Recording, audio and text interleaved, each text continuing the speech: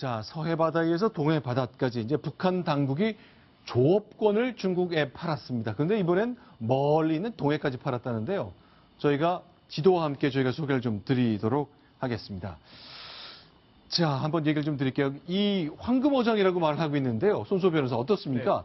옛날엔 서해였는데 이제 동해까지 퍼졌군요. 네, 그렇습니다. 이제 서해에 이제 있는 어종과 동해에 있는 네. 어종이 다른데 최근에 이제 동해에도 이제 중국에서 이제 좀 욕심을 내고 있습니다. 그러다 보니까 네. 이제 900개에서 1000여 척 정도가 이제 조업을 하게 될 수 있는 이제 그런 허가권을 이제 북한으로부터 이제 사들였고요. 또 조업 대가는 820억 원이고 이제 동해, 서해 모두 합쳐서 한 2,500척 정도의 중국 어선이 자기들은 이제 합법적인 형식을 띠고 우리 바다에서 조업을 하는 거군요. 그렇습니다. 이제 형식적인 측면에서 볼 때는 이제 계약을 체결해서 대가가 오간 것이기 때문에 문제 삼을 수 없겠습니다만 결국은 이제 큰 틀에서 볼 때, 넓은 범위에서 볼 때 우리나라의 그런 자원이라고도 볼 수 있는데 만약 동해상에서 동해 이제 북쪽 이제 해상에서 싹쓸이 어업을 했을 경우에 우리나라 이제 어민들도 이제 피해를 입을 수 있기 때문에 걱정되는 상황입니다. 근데 지난달 1일, 7월 1일 꽤 벌써 지났는데 국가정보원이 이제 국회 보고했을 때는 서해상의 조업권을 북한이 중국에 팔았다는 것까지만 했는데 이제 동해까지 퍼졌군요. 그러니까 서해 조업권 판 것이 3천만 불. 네. 그다음에 동해가 한 4,500만 불 돼서 네. 합쳐서 한 7,500만 불이 되고 한국 돈으로 하면 한 820억 원이다. 이렇게 계산이 되는 겁니다. 자, 그런데 이거요. 이젠 그러면은 이제 이 중국 배들이 이 북쪽, NLL 북쪽에서는 합법적으로 조업하는 형식을 띄웠는데 자꾸 내려와서 계속 논란이 됐던 건데 이게 중국에서는 내부에서 좀 불만 같은 게 분명히 있긴 있겠습니다. 그러니까 중국 입장에서는 자기들이 돈을 주고 합법적으로 북한에다 돈을 주고 합법적으로 어로 활동을 하는데 왜 한국 정부가 자기들의 어로 활동을 방해하느냐 이런 이제 반대가 있을 수 있는데 이 사람들이 NLL에 넘지만 않으면 아무 상관이 없습니다. 그런데 자꾸 NLL을 넘어오기 때문에 문제가 되는 것이고 또 하나는 우리는 꽃게 산란계에는 어로 활동을 중지하고 있습니다. 그런데 중국 사람들이 바로 알을 놓는 씨앗까지 전부 다 싹쓸이 해가기 때문에 어족장으로 갖다가 이제 굉장히 고갈시키고 하기 때문에 이거는 문제가 되는 것이고 그다음에 이 사람들이 지금 보니까 쌍끌이라는 개념이 이제 영상으로 저희가 준비해 놓은 게 있는데요. 저렇게 바닥에 바퀴까지 달아가지고 바닥부터 훅 다 훑어가는 거군요. 네, 그렇습니다. 저렇게 해서 동서에 우리 어족장을 굉장히 씨를 말리기 때문에 현재 우리 동해안에 있는 그런 항구 도시들의 동해항이라든가 이런 주문진 항에 굉장히 명태라든가 오징어 이런 것들이 굉장히 씨가 많이 말라버렸습니다. 자, 이른바 저인망식이라는 거 저희가 무슨 범죄 조직 소탕을 그럴 때 쓰는 말이기도 한데 실제로 바다 밑바닥에서 저렇게 훑어가는 것 하고 있다는 것 중국식 방식인데 자, 걱정스럽다는 의견이 계속 나오고 있습니다. 이 돈 결국 김정일의 통치자금인 거죠? 그렇죠. 그러니까 제일 중요한 부분이 바로 당정 고위 간부들에 대한 사치품 수입하는 데가 많이 들어가고 그다음에 이제 북한이 각 곳에 전시장 사업을 하지 않습니까?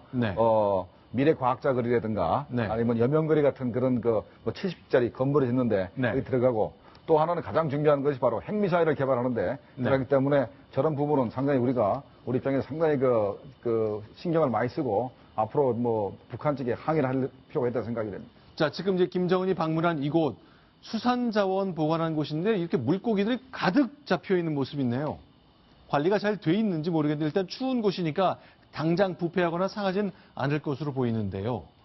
자, 저렇게 이제 먹거리가 중요하다. 이렇게 생선들 많이 먹여라라고 지시를 하지만 우리의 어업권은 중국에 돈 받고 팔고 있다. 좀 이율배반적인 게 좀 있군요. 이제 북한이 현재 주민들이 단백질을 공급받지 못하기 때문에 굉장히 건강이 안 좋습니다. 그래서 김정은이가 집권한 이후에 물고기를 많이 잡아서 단백질을 공급하기로 이제 작심을 했죠. 또 지시를 했습니다. 근데 이렇게 어업거를 중국에 파는 바람에 북한 어부들이 이제 잡을 수 있는 수산 자원이 굉장히 많이 고갈되는 상태이기 때문에 상당히 이율배반적입니다. 그리고 또 하나는 이 수산 자원 때문에 장성택이 처형당한 거거든요.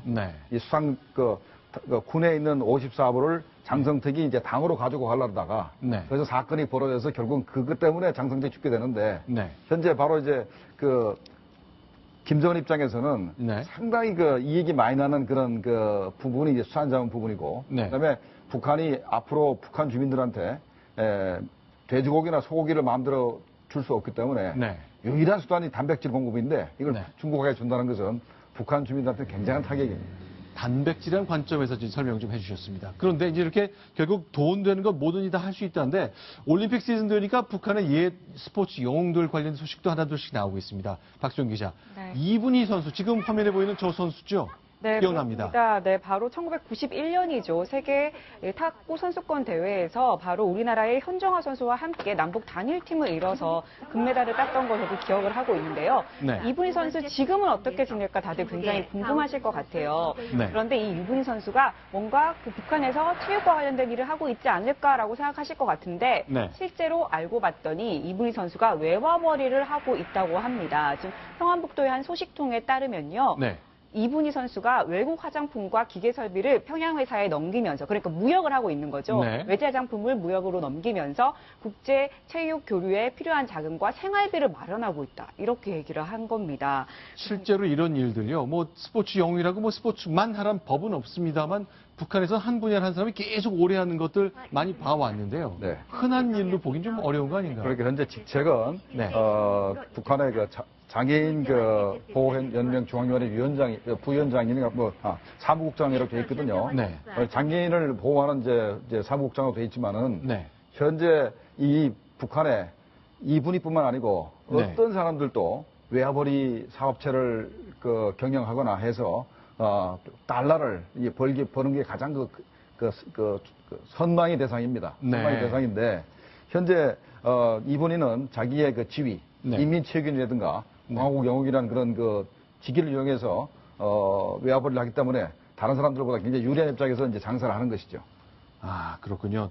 자, 금메달 따면 뭐 차량도 제공되고 집도 제공되고 이제 그 세상이 바뀐다고 여겼습니다만 일단 딴 이후에도 이렇게 무역을 통해서 돈을 벌어야만 여러 가지 자리나 이런 지위가 유지되는 그런 현실을 좀 봐야 되겠죠. 인간의 욕망이 한이 없죠. 네. 아무리 뭐 집을 주고 차를 줘도 기름을 넣으려고 그러면 달러가 있어야 되니까 그러니까 자기도 이렇게 외화벌이 그 회사를 만들어서 해외에서 이렇게 달러를 이제 벌어들이는 겁니다. 자, 무기에게 저희가 가끔 소개해드리는데 이번에도 또 하나 좀 말씀을 드려야 되겠습니다. B2 스피릿, B1B 랜서. 지금 보이는 저 장면이죠. 네, 스텔스 폭격기입니다. 모양이 특이하게 생겼죠. 가오리 비슷하게 생겼는데 네. 엔진이 날개 위에 있어서 밑에서 레이더를 쏴도 엔진에서 제일 많이 열이 나오고 수세부치가 강하기 때문에 레이더에 탐지되는데 저거는 날개 위에 있어 잘 탐지되지 않은 스텔스 폭격기입니다. 네. B1B 랜서라는 폭격기인데 자, 괌도 전진 배치했습니다. 이런 것들이 전부 다 북한을 좀 자극하는 것일 수도 있고 북한한테 경고의 메시지를 주는 거잖아요. 아닙니다. 이건 이렇게 보셔야 됩니다. 우리가 핵무장을 하지 않는 조건으로 네. 미국이 확장 억제 전략을 하겠다 그랬지 않습니까? 네. 북한이 계속 핵무기를 개발하니까 거기에 대한 대응책으로 우리는 핵무장을 하지 않으니까 미국이 핵을 제공하는 게 이제 저렇게 자기네 공군 기지나 자기네 해군 기지에 핵을 투발할 수 있는 수단들을 배치하는 거죠. 저게 확장 억제 전략의 일부라고 보시면 되고요. 요즘 많이 얘기되고 있는 4D 전략, 맞춤형 억제 전략의 일부라고 보시면 될 겁니다. 그러니까 네. 우리 입장에서는 네. 북한이 핵무장을 했기 때문에 네. 우리가 미국 정부에 요구하는 것은 전술 핵무기를 한반도에 반입을 하든가 네. 아니면 뭐 우리가 핵무장할 수 있도록 허용해달라 이런 요구도 네. 하지 않습니까? 네. 근데 미국 입장에서는 그걸 허용해줄 수 없으니까 그러면 우리가 네. 당신들을 보호하기 위해서 전략 무기들을 네. 한반도 인근 지역에 배치하겠다라는 얘기를 하고 있습니다. 그렇기 때문에 현재 괌에 들어오는 B1B나 B2 폭격기는 네. 이제 우리의 핵무장이나 우리가 또 요구하는 그 전술 핵무기 한반도 재배치 이런 주장을 이렇게 무마하기 위해서 네. 우리 한국 정부를 이렇게 달래기 위해서 네. 예, 갖다 놨다고 보면 뭐 되겠습니다. 네. 지금 우리 정부가 미 국방부에 당하게 요구했으면 좋겠는데 뉴클리어 쉐어링 몇 번 말씀드렸는데 지금 독일이나 벨기에 이런 나라들은 핵무기가 없습니다. 네. 그런데 미국이 저렇게 공군기나 해군기로 해군 항공모함으로 배치하는 핵무기의 사용권을 네. 우리도 50% 갖자. 네. 그런 요구를 해서 이제 뉴클리어 쉐어링 협정을 맺었는데 우리도 저 핵무기는 우리는 없지만 저 사용권을 50% 갖는 뉴클리어 쉐어링을 미국 국방부에 강력히 요구해서 관철시켰으면 좋겠습니다. 자, 북한은 이제 핵무기 선제 공격 미국의 독점권이 아니라면서 결국 이런 데 반발하고 있거든요. 우리도 선제 타격할 수 있다. 타격권에 다 들어있다면서 오늘 공식 매체를 통해서 얘기를 해놨습니다. 반응을 보인 거죠. 그 반응을 보인 것인데 북한이 자꾸 괌을 공격할 능력을 보였지 않습니까? 네. 루스탄 미사일을 쏘면서 능력을 보였기 때문에 네. 미국 입장에서는 뭐 방어할 수 있는 능력도 보여야 되고 또 하나는 북한 내부에 있는 핵무기를 제거할 수 있는 또 능력도 보여야 되기 때문에 이런 것을 전략 핵무기 전략 폭격기를 이제 배치한 건데 네. 북한은 반대로 얘기하는 겁니다. 예. 알겠습니다. 그런 것을 배치하면 자기들이 핵무기를 공격할 능력이 있다. 이렇게 네. 반대로 얘기하고 있는 것입니다. 알겠습니다. 자, 이제 지금까지 5가지 소식을 통해서 더위 소식, 안보 소식 모두 정리해 보았습니다.